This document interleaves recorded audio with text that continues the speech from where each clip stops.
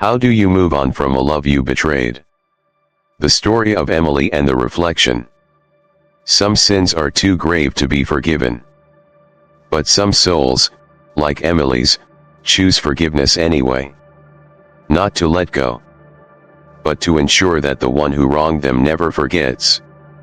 At Mount Sinai Hospital in New York, in a dimly lit room washed in amber light, a woman lay waiting for death. Her name was Emily Harrison, 34 years old, once a literature professor, a wife, a sister, and a mother who never got the chance to be one. Cancer had already taken her hair, her strength, and her time. But what it couldn't take was her clarity. When James, her glamorous and handsome husband, arrived at her funeral hand in hand with a much younger woman, he thought the story was over. His wife was dead. The inheritance secured. A new life ahead. What he didn't know was that Emily had left behind a gift. A mirror. An antique one. And within it, the truth. 7 months before her death, Emily stepped into Mount Sinai's oncology wing with a heart full of panic but eyes that remained calm. She had expected pain. She hadn't expected betrayal. The first to walk away from her was James. The man she had shared 12 years of her life with. The man she once trusted with her body, her dreams, and her will. Emily was the kind of woman who earned silent reverence even from the most hardened nurses. She never complained. Never begged. Never used her illness as an excuse to cling to anyone, not even James. But every time he claimed to be in a meeting while she lay alone in pain, every time he skipped a visit with another flimsy excuse, it was another knife, twisting deeper. That week, James didn't show up for 3 days straight. Emily smiled at Dr. Chen, kind, blunt, but always humane, and turned toward the window, where autumn light pierced through the silk headscarf her younger sister Olivia had brought. Olivia, her loyal shadow. She never left Emily's side. Every morning, she brought pastries from their favorite bakery and told silly stories just to make her sister laugh. But that morning, when Dr. Chen's voice softened with the results, Olivia could no longer smile. "We're afraid," Chen sighed. "She has about 3 months. Maybe less." Emily simply nodded. The smile on her lips wasn't fear, it was a strange peace born from having known this truth for far too long. "Thank you, doctor. Thank you for not lying." When he left, Olivia wept, clutching her sister's hand, but Emily stiffened when she heard what Olivia said next. "I'll call James. He needs to know. He should be here." Emily turned slowly. Her eyes weren't angry. Just cold. "Don't. He's busy." Busy? What could be more important than his wife dying? Emily remained silent. She knew exactly what James was busy with, closing the purchase on a luxury penthouse with Sarah, the young woman Emily had once mistaken for a nurse. Sarah, with the flawless figure, the rehearsed smile, and the eyes that never truly smiled back. From the moment Sarah transferred to the oncology floor, Emily had felt something was off. But she didn't have the strength to be jealous, or suspicious, or confront anyone. All she had left was the strength to live, or die, in silence. "He took all of Aunt Martha's inheritance, didn't he?" Olivia whispered, clutching her sister's fingers. "Almost 5 million. Emily nodded. James had offered to help manage the estate, claiming his experience in finance. She had believed him. Until the money began to disappear. Then something strange happened. A sudden wave of nausea, not the typical aftermath of chemo, surged through Emily's body. She rushed to the bathroom while Olivia, alarmed, ran after her. "Are you okay? Should I call the doctor?" Emily's face was pale, but her eyes, they were no longer the same. "Liv. What day is it?" "October 15. Why?" Emily's hand trembled as it touched her stomach. I've missed my period. For a while now." An hour later, Olivia returned with a pregnancy test. 2 lines. Bold. Clear. Emily stared at the red lines like they were some cruel joke from fate. She had dreamed of this for years, during fertility treatments, hormone injections, and heartbreak after every failed attempt. She had whispered countless times to James, "Next time, we'll have a child next time." But James wasn't here to hear the miracle. And Emily didn't know if this was a miracle, or a final act of cruelty. "They said it was almost impossible after chemo," Olivia murmured. Emily gave a faint smile, her hands trembling over her belly. "They said almost.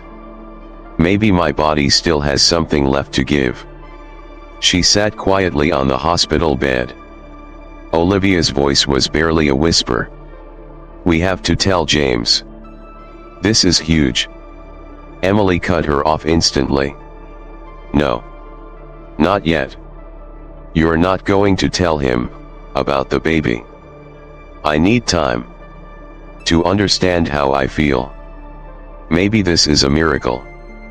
Or maybe it's life's final twist of the knife." That night, Emily couldn't sleep. One hand on her belly, the other clutching the ultrasound image Olivia had convinced the doctor to print. A fragile life was forming inside a dying body. And to keep it, Emily would have to stop chemo.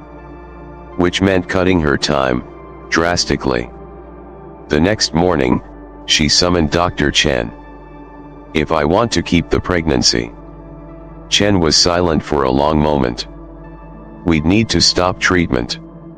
That would leave you, maybe 6 to 8 weeks. 6 weeks. But maybe, just maybe, long enough for the baby to survive premature delivery." "Is there a chance?" she asked softly. "Very slim," Chen admitted. "But not zero." Emily nodded, resolute. "Then I want to keep it. I don't need a lot of time. Just enough, to give it a chance to live." Olivia turned away to hide her tears.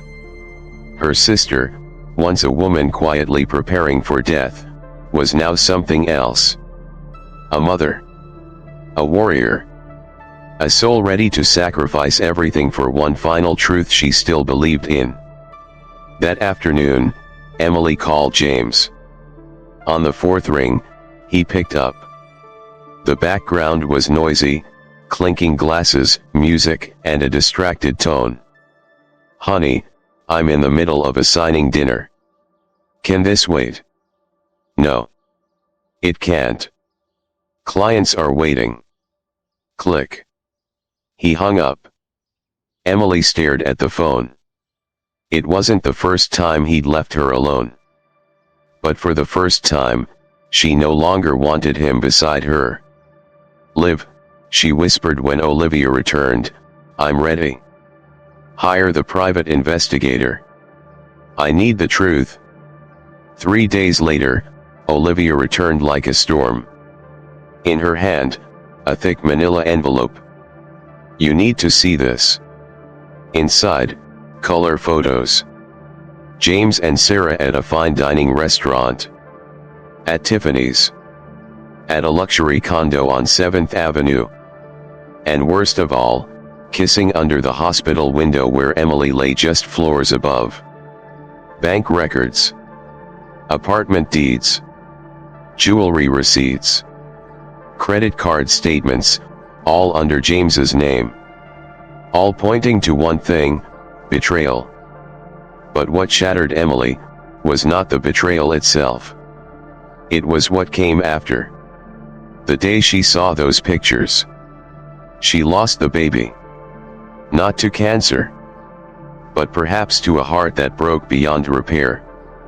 That night, Mount Sinai seemed wrapped in a cruel, wintry silence.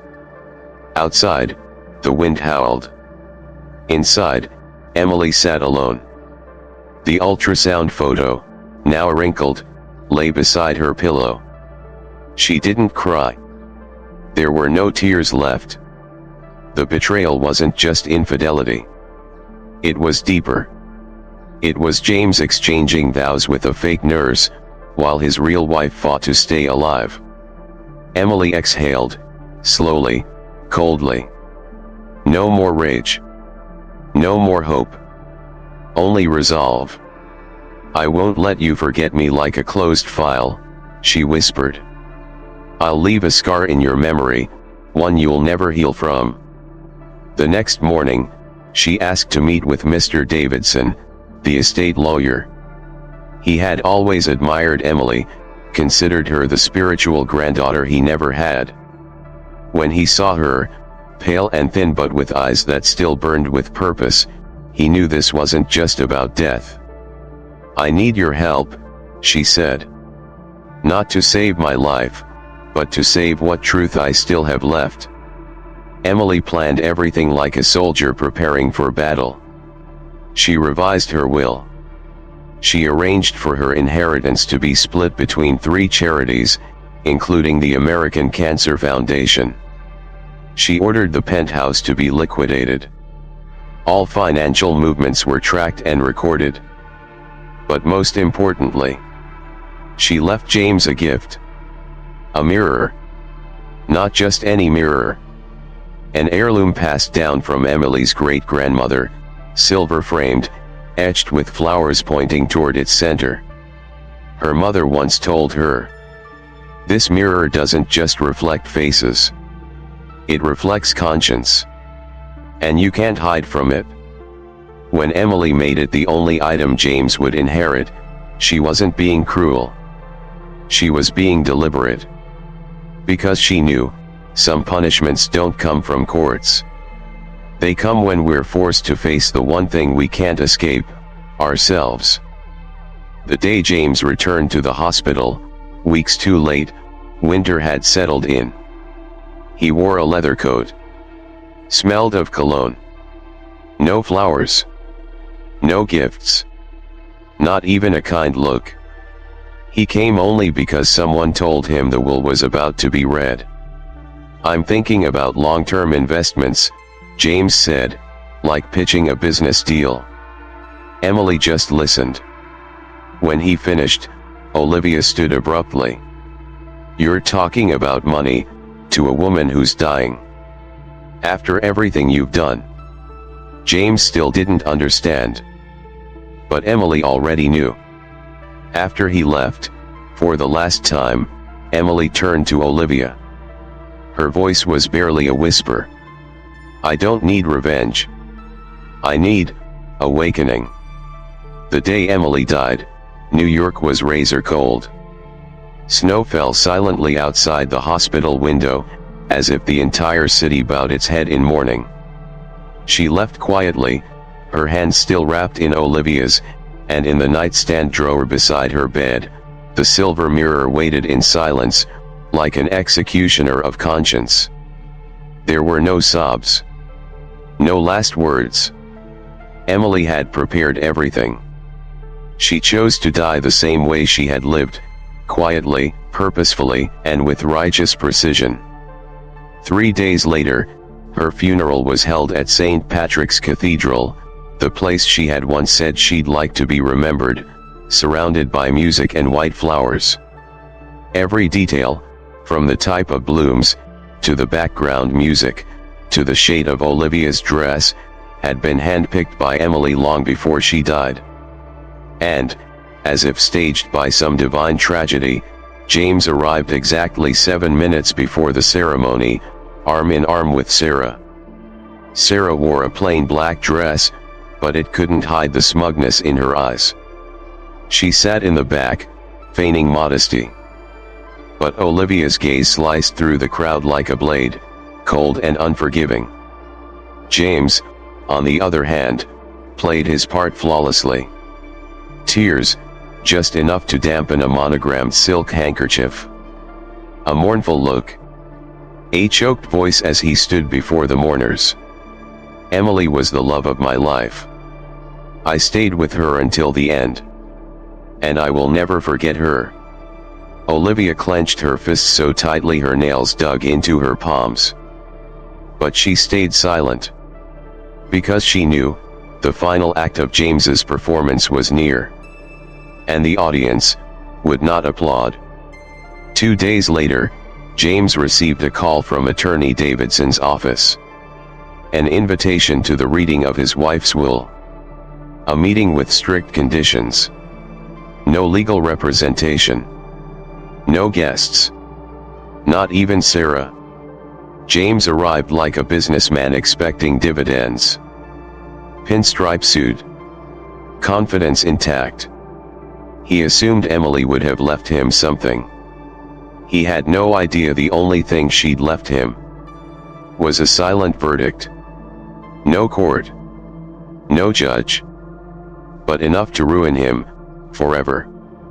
The meeting room was paneled in dark wood, overlooking snow-covered Central Park. James sat across from Mr. Davidson. Next to him, Olivia held a small wooden box, tied neatly with a gray ribbon.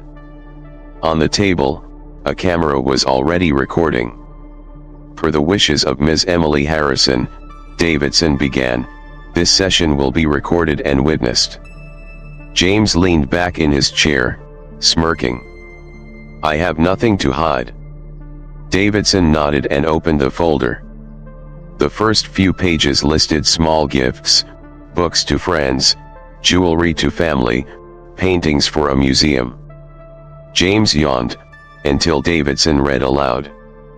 "All remaining assets, including my Aunt Martha's inheritance, real estate in my name, investment portfolios, and related material wealth, I hereby donate to 3 charitable organizations: the American Cancer Society, Mount Sinai Medical Research Foundation, and the National Domestic Abuse Prevention Fund." The room fell into silence. James thought he'd misheard. "What?" he barked. "That's impossible. I'm her legal husband. I'm entitled under law." "Please sit," Davidson said calmly. The will was verified, notarized, and signed in full sound mind. No contest will be accepted. However, she did leave you 2 items. Davidson pulled out a cream-colored envelope. Olivia slid the wooden box toward James. "A letter. And a mirror." James opened the letter. Emily's handwriting was sharp. Unmistakable. "Dear James, if you're reading this, I'm gone. But the truth remains. I knew everything, Sarah, the condo, the trips, the gemstone I never got to see. And I also knew about our child. The one you never knew about. The child who didn't survive, not because of cancer, but because I didn't have the strength to hold on, after seeing you kiss another woman beneath my hospital window." James's hand trembled. The letter continued. "You will receive nothing, except this mirror. It belonged to my grandmother. It doesn't lie. And you can't lie to it. Each day, you'll look into it and see the face of your betrayal. And only when you can meet its reflection, without flinching, without excuse, will you truly see the man you are. Not my husband. Not the father of the child we lost. Just you. I leave you no money. I leave you memory. And that is the punishment you will never escape." James opened the wooden box. The silver mirror shimmered, freshly polished, cold as a gravestone. What it reflected was not a grieving husband, but a man who had betrayed his dying wife, to the very end. James Harrison stared at the antique mirror as though it were a foreign object from a world he no longer belonged to. But the truth was the opposite. This mirror reflected the very world he had built. With lies, greed, and betrayal. Emily's letter still lay open on the table, a sentence burned into his mind. Don't look for Sarah. She will leave too, once she realizes you have nothing left to give.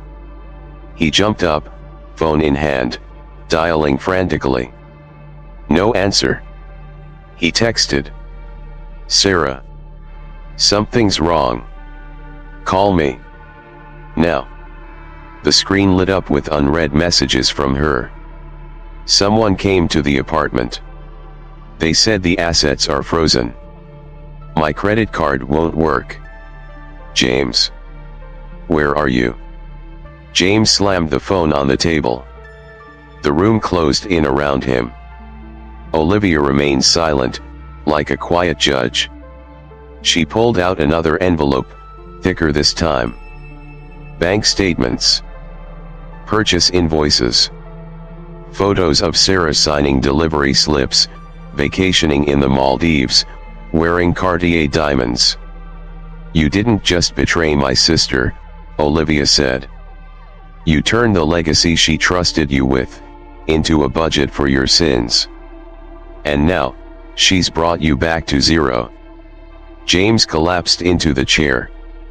Everything he once flaunted, the designer suits, the cocktail parties, the photos of luxury, were now relics of a life built on illusion.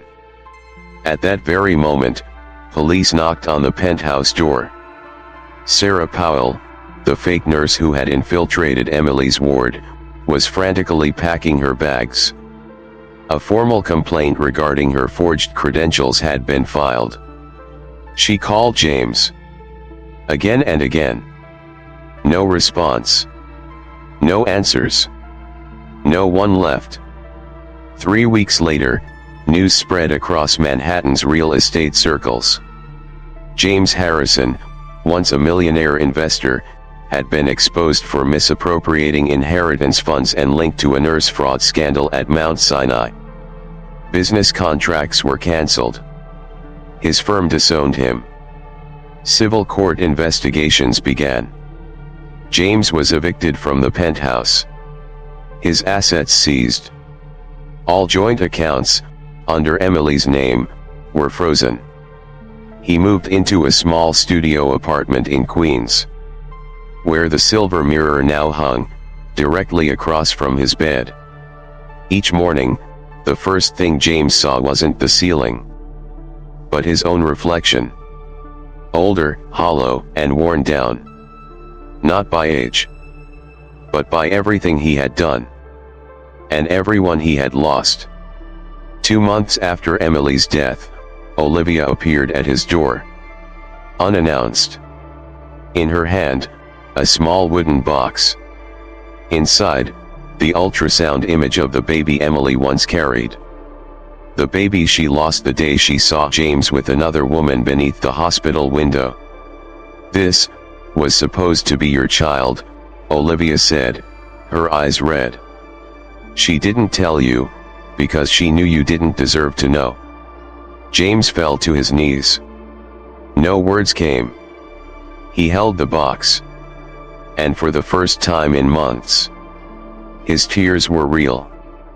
That night, James opened Emily's journal, a copy Olivia had returned. He read the final page. The mirror I left you. It's not meant to make you hate yourself.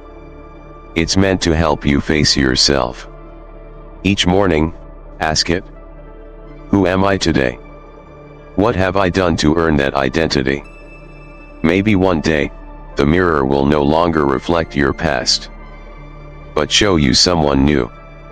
Not because I forgave you, but because I still believe. Light can rise from ashes. Emily. The studio in Queens had nothing of value. Just a single bed, an old wooden desk, and the silver mirror facing the pillow like a monument of karma. But within that tiny space, James finally possessed something he never had in 10 years of luxury. The truth. Every morning, he sat up, faced the mirror. No excuses. No more masking his conscience. He whispered, "My name is James. I betrayed the only woman who ever believed in me unconditionally. I lost a child who never got to live. I spent the money of a dying woman to paint a false life. And I am still alive, to face it all." Each time, he wrote it down. It was part of the court-mandated therapy process, supervised by Dr. Patterson. Month 3, James applied for work. Not at a glass tower downtown, but a small property management company in Brooklyn. In the interview, he didn't sugarcoat his story. "I'm not here to hide my past. I'm here to atone for it, not with words, but with actions. Every single day." The owner, a Chinese-American man named Tom Chen, looked at him for a long time. "I don't trust promises," Tom said. "But I trust the ones who dare to face the mirror every morning." James was hired. Lowest position. Minimum wage. No arguments. 1 year later, James still lived in that small room. Still wrote in his journal. Still faced the mirror each morning. But something had changed. For the first time, he didn't see the betrayer. He saw a man trying. Wounded, but honest. A soul not yet forgiven, but no longer lying. One day, Olivia visited. She handed him a key. With a message. The house in Connecticut, where Emily once dreamed of living in peace. "We're about to sell it. But before we do, she wanted you to go.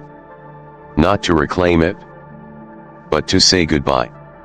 James drove out to the quiet countryside. The house stood unchanged, green-tiled roof, fading rose garden. The scent still lingered. He walked through every room. The kitchen where Emily once baked lasagna. The living room where they laughed at old movies. The upstairs nursery she had called the future baby's room. Now, only sunlight across wooden floors.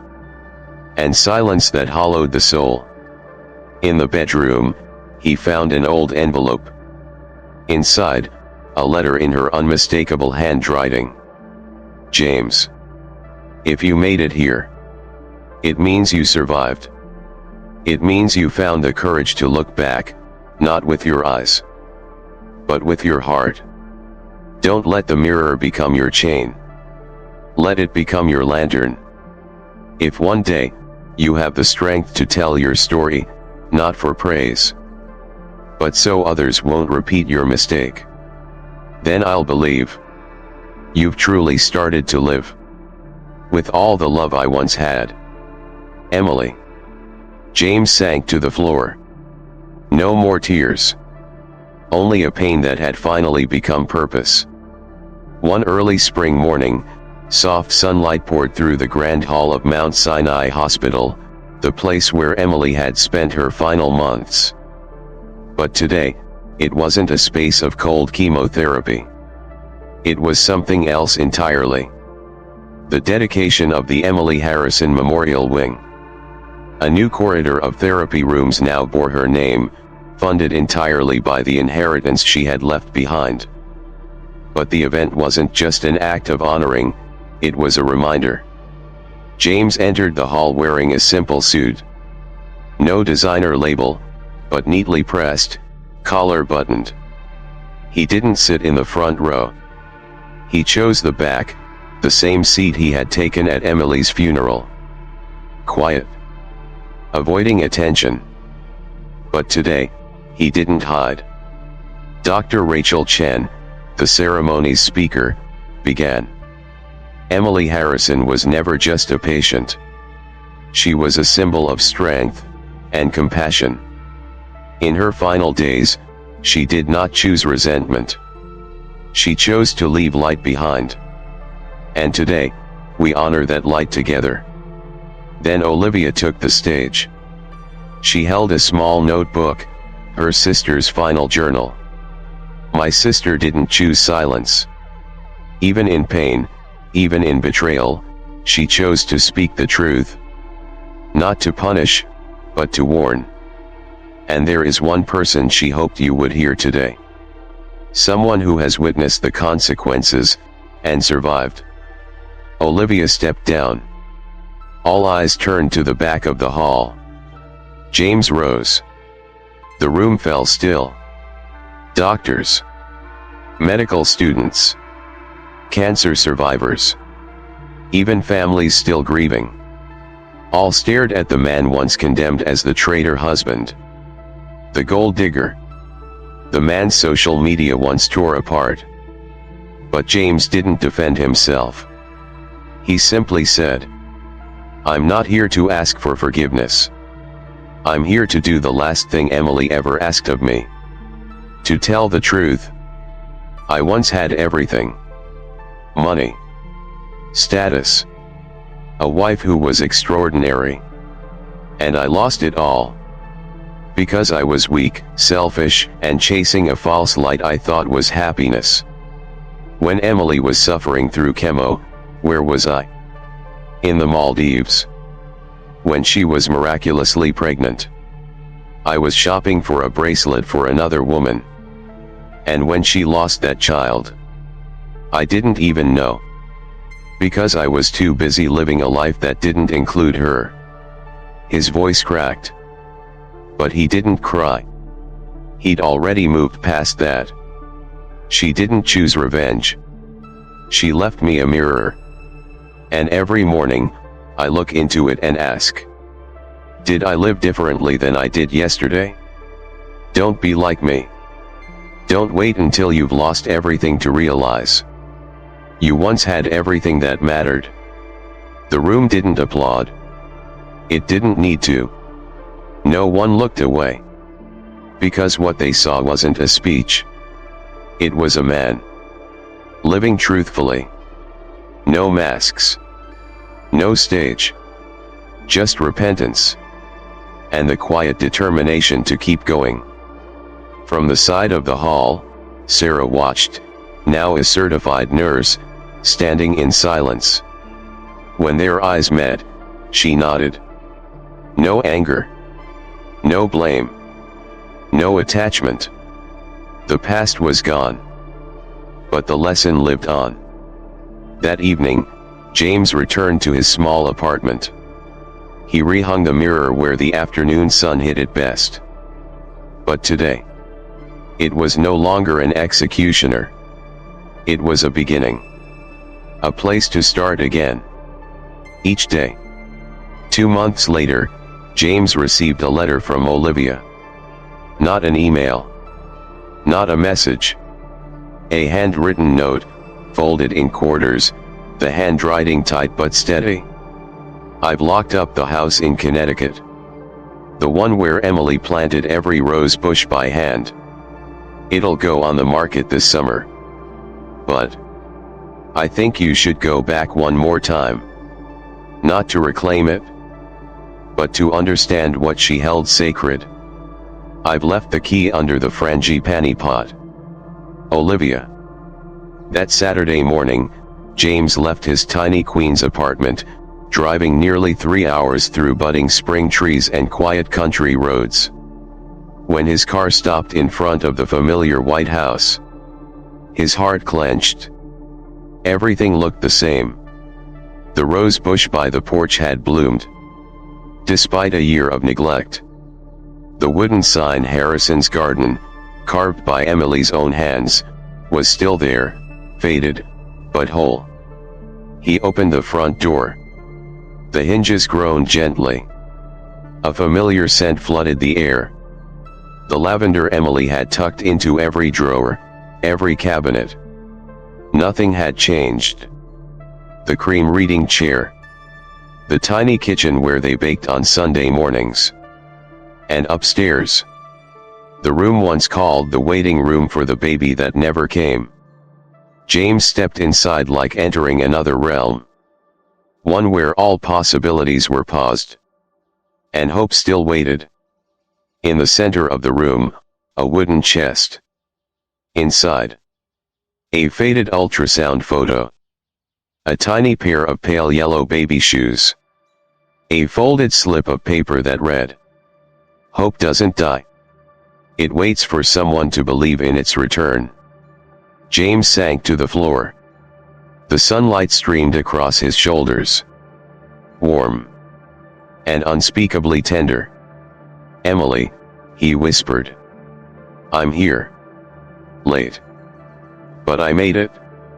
That night, he walked into the garden. The old rusted hoe still leaned against the shed. And James, a man who once thought he would never touch dirt, began replanting Emily's roses. Not for redemption. Not for applause. But to keep her world alive. One more season. He didn't plan to stay. But 1 week passed. Then 2. And he still hadn't left. On the 17th day, Olivia arrived. She stood at the gate, arms crossed, watching as James knelt by the flower bed, placing a new rose into the softened soil. "I thought you were only coming once," she said. "So did I. And I think Emily still needs someone to keep the garden alive. Even if she's no longer here." Olivia stepped forward, placing a small box on the stone bench. "She left this behind. I never thought I'd give it to you. But maybe now is the right time." Inside the box was an unfinished manuscript. Emily's journal during her pregnancy. One passage made James stop breathing. "If I don't live long enough to see our child grow, I still hope they'll know their father. Not the man of today, but the man he once promised to become. I still believe, even late, the light will find its way." James closed the box and looked up. The sun was fading. The last rays gleamed off the silver mirror now resting on the stone bench.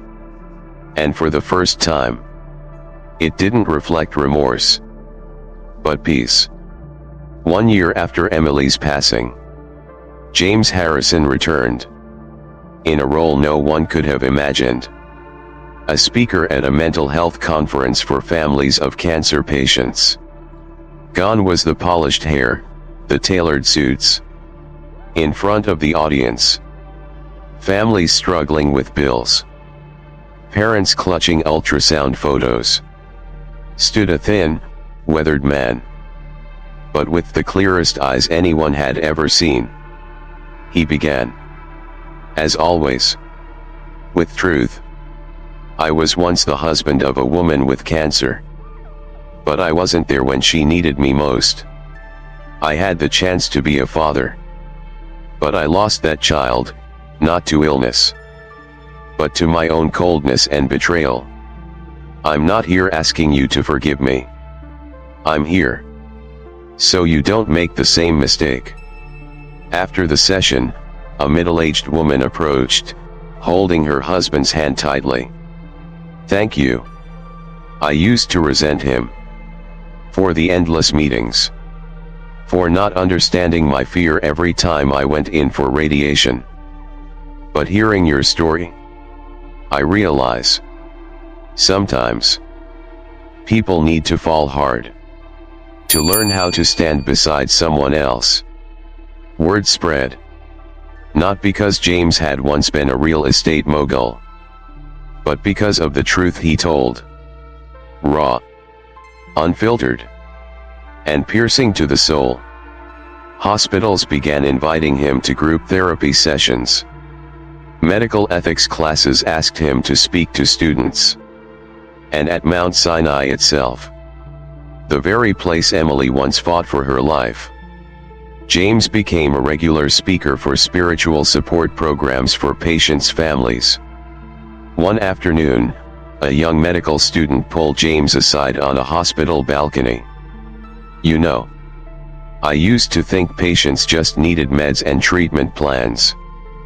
But after hearing your story, I finally understand. Sometimes, what they need most is simply someone who won't leave. James nodded, gazing toward the ginkgo tree Emily used to admire from her hospital window. And sometimes, they need someone to remember them, long after they're gone. A few days later, Olivia mailed him a short note. She'd be proud. Not because you changed the past, but because you never ran from it. The roses in Connecticut are blooming again. I kept my word, I didn't sell the house. Because it's not for sale. It's for remembrance. And if one day you're ready, I think that garden needs a keeper. That night, James sat at his desk. He placed the silver mirror in front of him. He said nothing. He didn't have to. He simply looked. No longer as a man begging for forgiveness, but as someone who had walked through ash to preserve whatever warmth remained. In the second spring since Emily's passing, the garden in Connecticut bloomed again, strangely, beautifully. The roses she once planted, withered during that first year of absence, suddenly revived. No one could explain it, but James believed. It was the greeting of a child who never cried, never opened its eyes, but had existed in a different way. One morning, he received a letter from the Mount Sinai Hospital board. We are expanding the Emily Harrison Memorial. Not just therapy rooms, but a full psychological support center, named after the child who never got to be born. A place dedicated to mothers battling cancer during pregnancy. Would you help us name it? James sat for a long time with the letter in hand. In front of him, the wooden box holding the only ultrasound photo of the child he never got to hold. He wrote down 3 simple words. The reflection room. No one else knew what it meant, but James did. It wasn't just about grief. It was a space where fathers, mothers, sons, husbands could face themselves and finally learn how to love for real. The dedication ceremony took place on a June afternoon, bathed in golden sunlight and surrounded by pots of yellow roses, the very color Emily had chosen for the nursery that never was. Olivia stood beside James. Neither said much, but something in their eyes had softened, as if the storm inside had finally sailed out to sea. She left behind so much, Olivia whispered. But the greatest thing was the child who never grew up. That child is the embodiment of love that never had a shape. And now, it lives in every patient who walks into this room. James nodded. He said nothing, but in his heart, he heard Emily's voice, warm like the sun at dusk. That child didn't need to be born to change the world. It only needed to be remembered, and to live in the heart of someone willing to love it. That evening, James returned to the house in Connecticut. In the garden, he placed a small wooden marker beneath the rose bush. Here once lived a soul that never cried, but taught a man how to weep and live again. Before entering the house, he looked back at the silver mirror resting on the stone bench near the porch. No more fear. No more running. Only a quiet vow he would carry for life. Tomorrow, I will live kindly. Not because I deserve to, but because you once believed I could. 3 years after Emily's death, the silver mirror had become something close to legend. A sacred relic in the story James now told during his talks at the Psychological Support Center. Many had asked, "Why don't you put it away? Doesn't it bring back too much pain?" And he always answered gently, "It's no longer a sentence.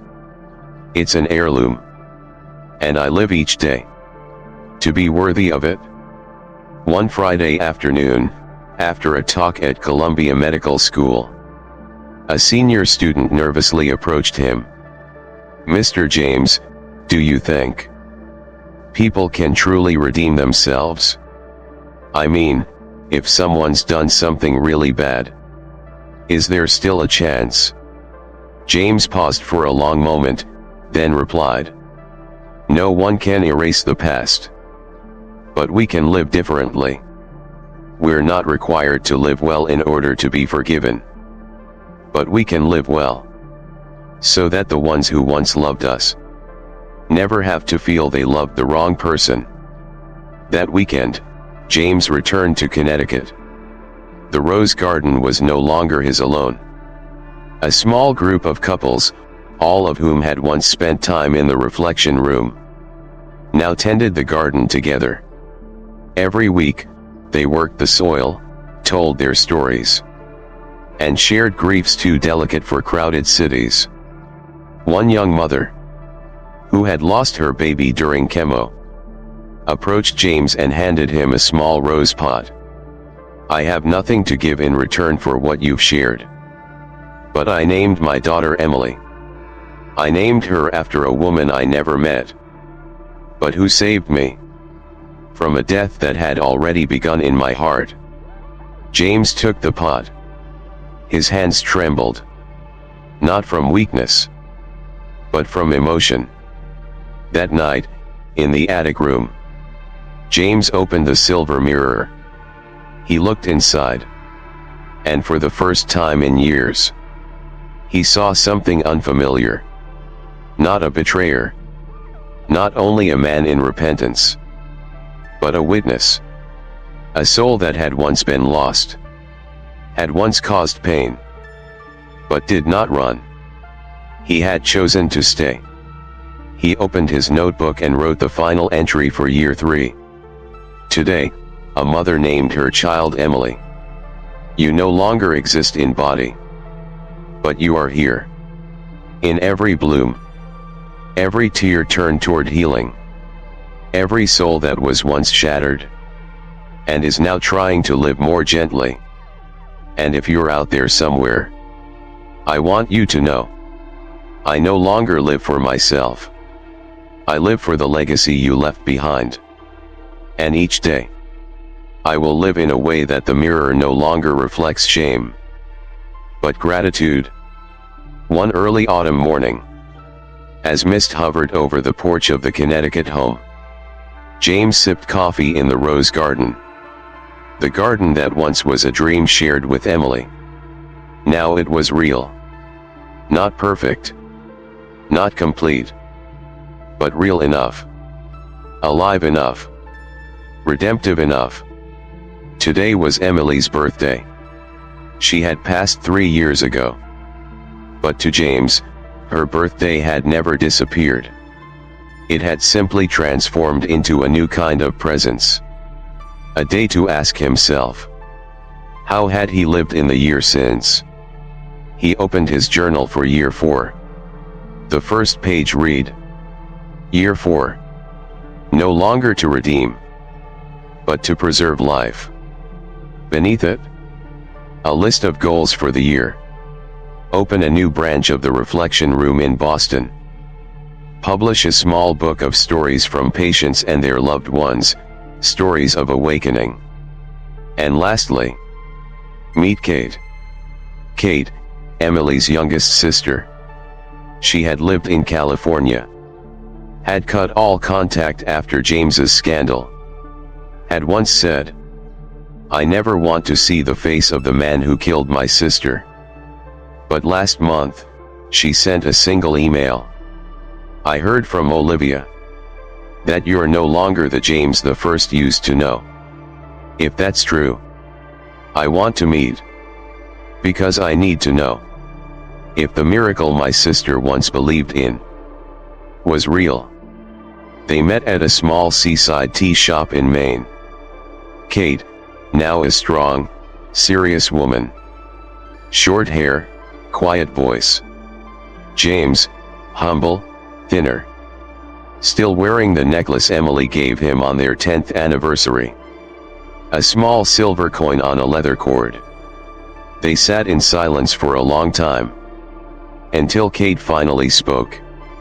"My sister loved you. Until her last breath. And for a long time, I thought that love was blind." James didn't argue. He simply nodded. "She wasn't blind," he said gently. "She saw something in me that even I couldn't see. And that saved me." Kate looked at him, eyes filled not with forgiveness, but with recognition. There are some sins you can't erase, but they can be transformed. Before she left, Kate handed him a worn purple-bound journal. Emily's high school diary. There's a page where she wrote about meeting you the first time. "James has eyes that make me believe that behind all his confidence is a heart that's never been held the right way." James choked up. "Now I think maybe she was right." That night, James returned to the rose garden. He lit a candle under the tree where Emily once read her books. He placed the silver mirror on the stone table. Its flame flickered across his reflection. No longer the betraying husband. Not the perfect man either.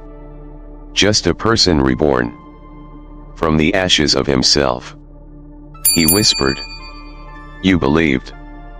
And today, I no longer live to make up for what I did. I live to keep a promise that no one else will suffer the loneliness you once carried in silence. And every time I face the mirror, I will no longer see the James the first was, but the James you believed I could become."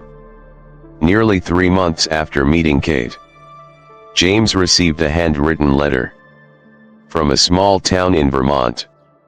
The sender, Margot Levesque, a nurse who had cared for Emily in her final weeks.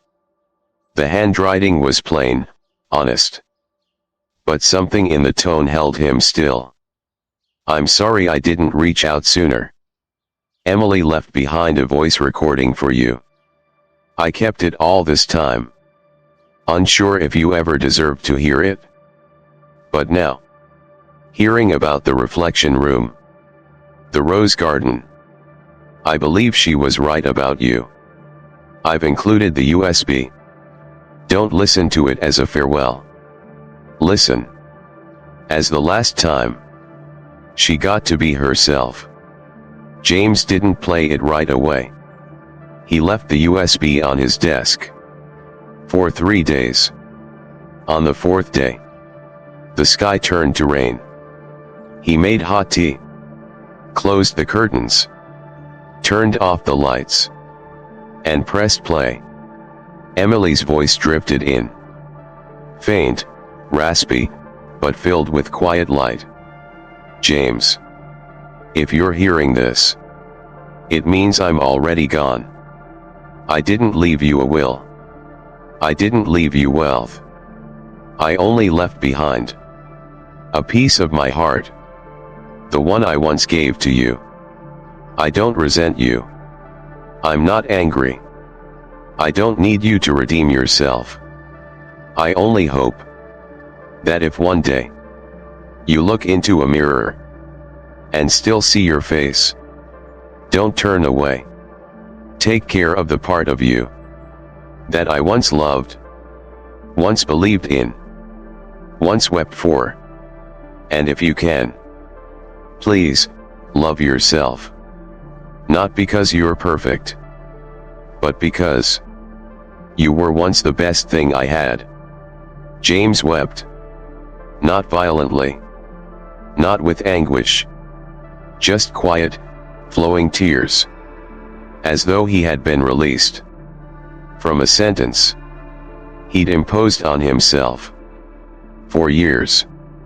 That night, he went to the garden. With the silver mirror and a single candle.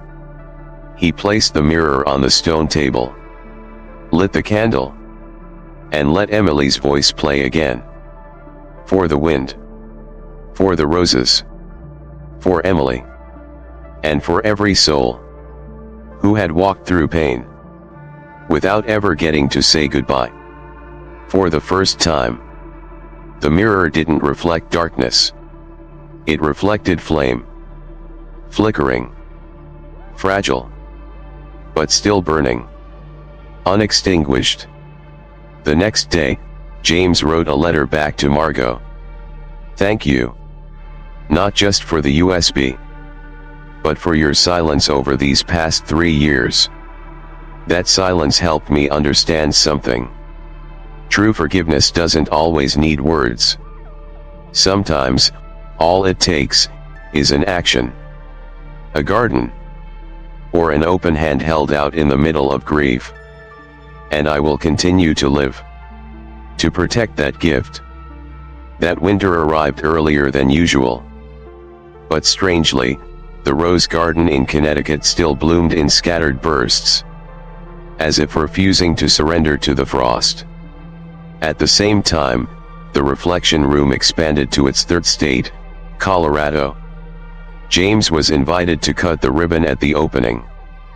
But this time, he didn't come alone.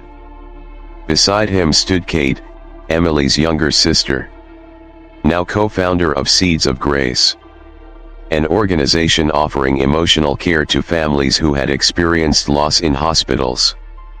I once wanted to forget James, Kate said during her speech. But I realized it was the memory of my sister that brought me back. Not to forgive, but to plant a seed that has now become a garden. After the ceremony, a 10-year-old girl ran up and hugged James tightly. Her mother, a woman in the middle of chemotherapy, stood at a distance, tears in her eyes. She hasn't spoken since her father passed. But after watching your hospital story video from New York, she wrote a note, all by herself, just for you. James opened the small letter. The handwriting was crooked, childlike. Hi Mr. I think Miss Emily is still planting flowers in the clouds. When it gets cold, don't be sad. Because that's when she's hugging the saddest people. I'm going to plant flowers too. I promise. That night, James returned to Connecticut in silence. He didn't need to speak. Because what needed to be said, others had started saying for him. At the Seeds of Grace year-end gathering, Olivia, Emily's old friend, read the list of new members who had joined that year. When she reached the last name, she smiled gently. And finally, to the child who was never born, but still lives in all our hearts, Hope Harrison. Thank you for teaching us how to love fully, even from an unfinished dream. James stood quietly behind the rows of chairs. He didn't step onto the stage. Didn't need a microphone. Didn't need a spotlight. Because for the first time in years, he was no longer the main character. He was simply one part of a forest, full of people who had once been broken, once lost, and were now learning how to live again. With a seed in hand. That evening, he went home, opened the silver mirror, and changed the inscription on its frame. From "Truth reflects the worthy" to "Those who learn to love again are those who come back to life." On the final afternoon of the year, the sky over Connecticut glowed a deep orange red. The bare trees cast long shadows on the thin blanket of snow, like memories lining up to quietly close the chapter. James sat at the stone bench in the rose garden, the place that had witnessed everything: betrayal, loss, redemption, rebirth.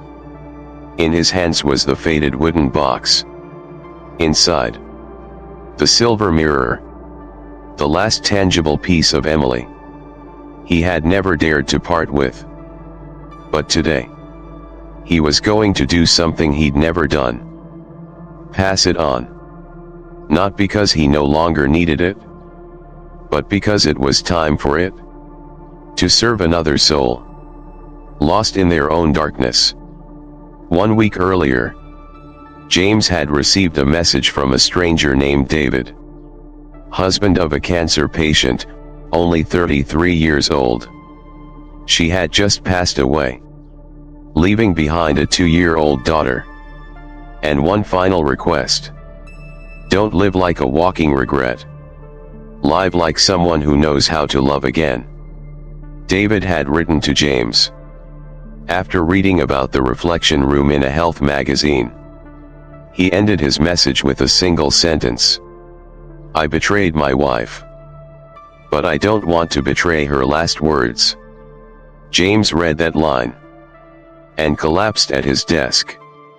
Not out of anger, not from pity, but because he realized something painfully simple. The world doesn't need perfect people. It needs those who once failed, but dare to begin again. And so the silver mirror, once a sentence passed on to James, was now ready to become a gift. That night, he wrapped the mirror and included a short letter for David. I was once you, and I survived. But not by running, by facing it.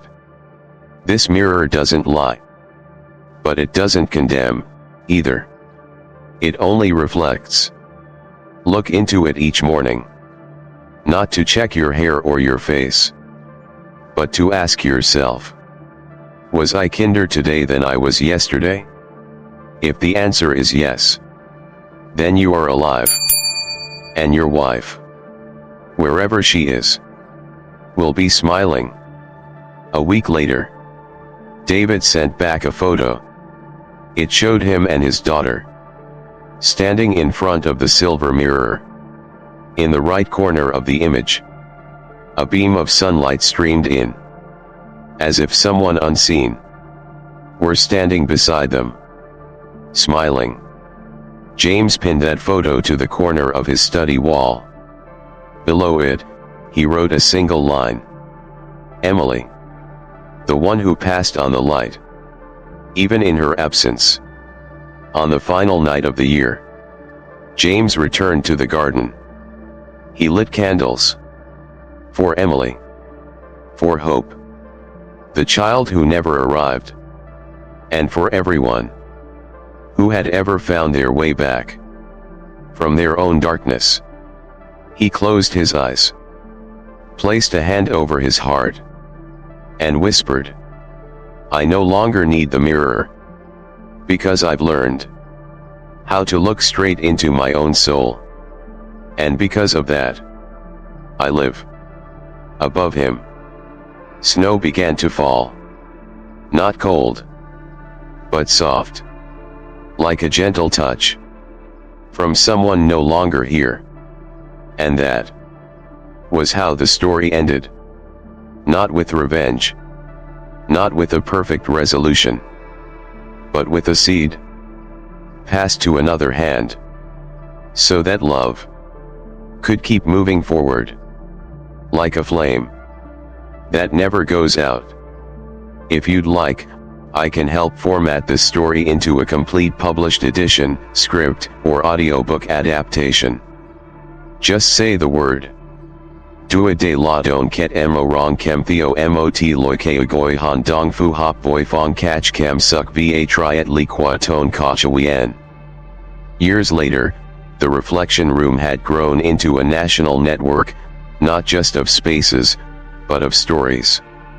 In every mirror hung on its walls, someone saw more than just their own face. They saw who they had been, who they might become, and the love that never left, even when the people who gave it were gone. James, now older, quieter, often walked the garden alone. He didn't speak much in interviews anymore. He didn't need to. Because sometimes, healing isn't about answers. It's about presence. And sometimes, the greatest legacy is not what we build, but what we plant. If this story touched your heart, don't let it end here. Plant something, a flower, a hope, a truth. Share this video with someone you love, or someone who once lost their way. Leave a comment. Who or what taught you how to love again? And remember, you don't have to be perfect to be good. You only have to begin again, with kindness. Subscribe to Ksitigarbha Tales for more stories of light rising from ashes. Because sometimes, a mirror is all it takes to see your soul again.